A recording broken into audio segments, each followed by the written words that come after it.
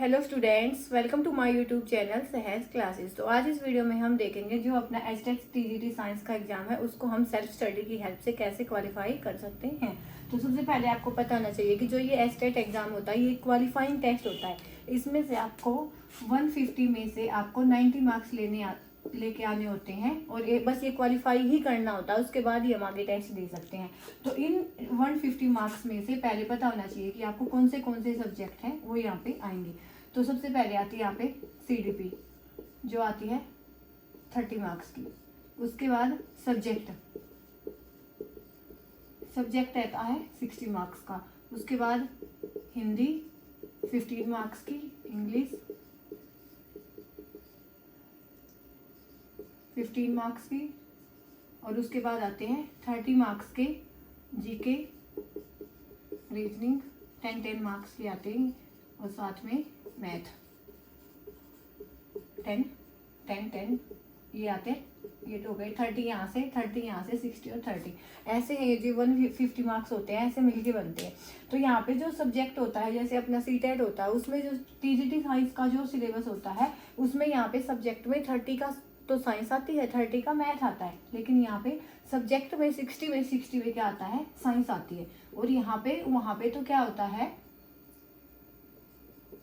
वहाँ पे क्या होता है कि जो हम 6 to 8 की अगर एनसीईआरटी को अच्छे से पढ़ लें तो ये वाला जो सब्जेक्ट वाला पोर्शन है वो अच्छे से हो जाता है। लेकिन यहाँ पे क्या होगा, यहाँ पे आपका काम 6 to 8 से नहीं चलता, यहाँ पे 9, 10th, 11th, 12th वो भी साथ में आपको लेके चलनी होती हैं। जैसे यहाँ पे क्या होता है, साइंस में 3 बने होते हैं, 3 पार्ट होते हैं, फिजिक्स हो गया, केमिस्ट्री हो गया और बायोलॉजी हो गया। तो इन तीनों की ही इक्वल वेटेज आती है यहाँ पे 60 मार्क्स में। और ये वाली जो चीज होती है ये 6 to 8 में इतनी खास होती नहीं, तो ये आती है कहाँ से, 9, 10, 11, 12 से। तो ये वाला जो पोर्शन है ये कहाँ से आता है, 9, 10, 11, 12 से, और इसका पता भी नहीं चलता ये कहाँ से आ जाता है। तो इसकी बजाय हमें जो साथ के साथ जो अपना ये वाला 90 मार्क्स वाला पोर्शन है इस पे ध्यान देना है कि जो सीडीपी है इसमें से अगर हम पढ़ेंगे तो 30 में से 25, 26 मार्क्स अच्छे से आ सकते हैं। ऐसे ही जो हिंदी इंग्लिश है इसमें क्या हुआ था, पिछली बार पेडागोजी ऐड होनी थी लेकिन हुई नहीं, तो जो भी सिलेबस था वो ग्रामर पोर्शन का आया था टोटली, इसमें कोई भी पेडागोजी नहीं है। क्या पता जो अब वाला जो एचटेट एग्जाम होगा उसमें पेडागोजी भी आए, तो साथ में पेडागोजी भी लेके चलनी पड़ेगी और साथ में ही ग्रामर भी लेके चलनी पड़ेगी। ये जो जीके रीजनिंग और मैथ का सिलेबस है ये सिलेबस है फिक्स। यहाँ पे जो मैथ है वो भी ठीक लेवल का ही आता है, रीजनिंग भी आसान आती है और जीके आती है, हरियाणा जीके आती है। जीके वाला जो पोर्शन है इसमें अगर आप पीवाईक्यू भी पढ़ेंगे तो भी आपका ये वाला जो पोर्शन है वो हो जाएगा। ऐसे ही रीजनिंग में भी जो आपके एचटेट लेवल 1 के हैं, लेवल 2 के हैं, लेवल 3 के हैं, तीनों ही लेवल्स के जो पीवाईक्यू है पिछले सालों में आए हुए हैं एचटेट में वो यहाँ से आपको पढ़ने हैं। ऐसे ही मैथ में भी तो ये वाले जो 30 में से आप इजिली 26 to 27 मार्क्स पीवाईक्यू के बेस पे, ऐसे पीवाईक्यू को याद नहीं करके चलना, उनके मेथड को देखना है, उनके ऑप्शन को भी विद एक्सप्लेनेशन अच्छे से पढ़ना है। तो ऐसे में ये जीके हो गई, रीजनिंग हो गई, मैथ हो गई, इनमें अगर आप पीवाईक्यू लेवल 1 के भी, लेवल 2 के भी और लेवल 3 के भी तीनों के ही पीवाईक्यू को पढ़ेंगे तो ये वाला जो पोर्शन है इसमें आपके 26 to 27 मार्क्स है वो इजीली आ जाएंगे।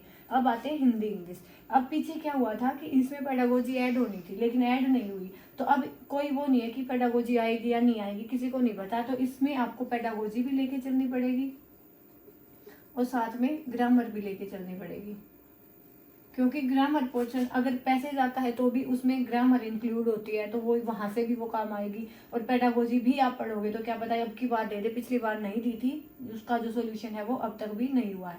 और जो सीडीपी है, सीडीपी में क्या होता है, इसमें जैसे सीटेट की सीडीपी होती है वो अंडरस्टैंडिंग बेस्ड होती है कि हम समझ के उसके क्वेश्चंस का जवाब दे सकते हैं।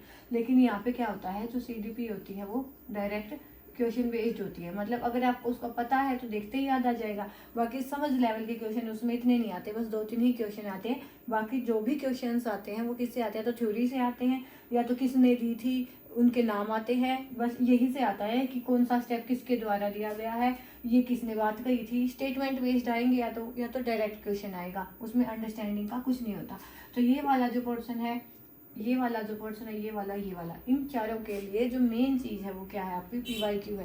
पीवाईक्यू आपको अच्छे से आने चाहिए। लेवल 1 का एग्जाम देना है तो लेवल 2 और लेवल 3 के भी आने चाहिए, अब यहाँ पे हम लेवल 2 को डिस्कस कर रहे हैं, तो इसके लिए आपको ये नहीं कि लेवल 2 के ही PYQ देखने हैं, लेवल 2 के साथ साथ जो लेवल 1 है और जो लेवल 3 है उन दोनों के भी PYQ आपने GK के भी, रीजनिंग के भी, मैथ के भी और CDP के भी सबको अच्छे से पढ़ना है, क्योंकि ऐसा पढ़ के ही आप इजीली यहाँ से अच्छे मार्क्स लेके आ सकते हैं। जो अब दिसंबर में एग्जाम हुआ था तो इसमें जो मैंने 103 मार्क्स लाए थे 150 में से, तो ये वाला जो हिस्सा था इसमें क्या है, मैक्सिमम जो ये वाली चीजें हैं ये PYQ से हो सकते हैं। अब सब्जेक्ट बेस्ड क्या है कि जो सब्जेक्ट आपका PGT में है उसको तो आप अच्छे से करेंगे। जैसे PGT में मेरा सब्जेक्ट था केमिस्ट्री, तो यहाँ पे जो आपका ये 9, 10, 11, 12 ये वाला जो केमिस्ट्री है इसकी आपको अच्छे से आनी चाहिए, क्योंकि ये तो आपका सब्जेक्ट है, आपको वैसे भी आता होगा। और साथ में क्या है कि ये PGT लेवल तक का आपने पढ़ा है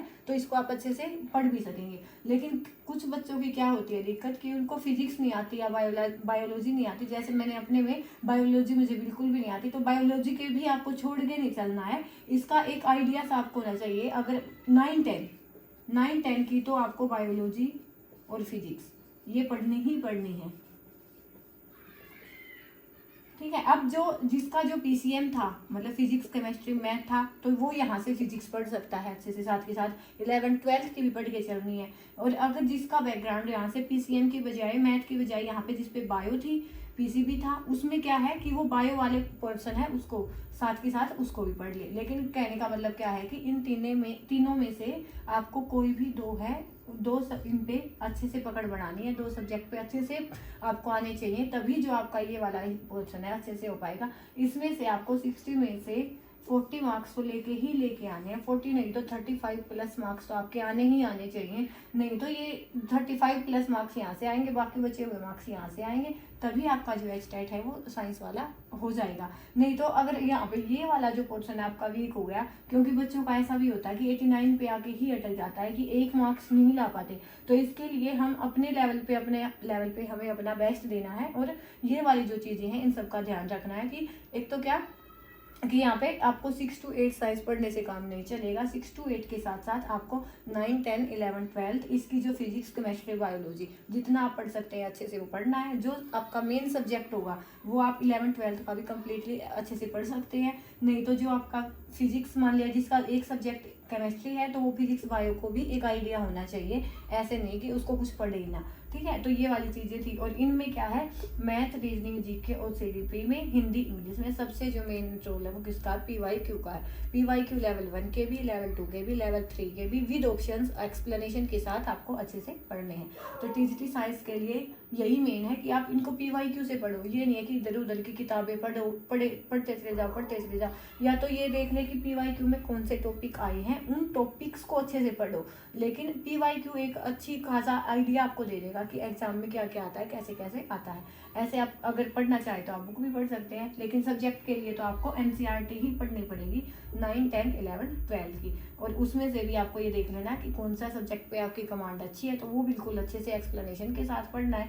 बाकी वो है जो आपकी मर्जी है कि जोन से सब्जेक्ट को जो इनमें से 3 में से 1 का बस आप थोड़ा बहुत आइडिया भी ले सकते हैं, बाकी 2 को अच्छे से पढ़ना है। तो ऐसे ही आप जो TGT साइंस है उसको क्वालिफाई कर सकेंगे। ये जो मेथड है वो मैंने अपनी ही प्रिपरेशन में अपनाया था और फर्स्ट टाइम में ही मैंने अपना जो एचटेट है वो क्वालिफाई किया है। तो होप ये वीडियो आपके लिए हेल्पफुल रही होगी। नेक्स्ट वीडियो में मिलेंगे नेक्स्ट टॉपिक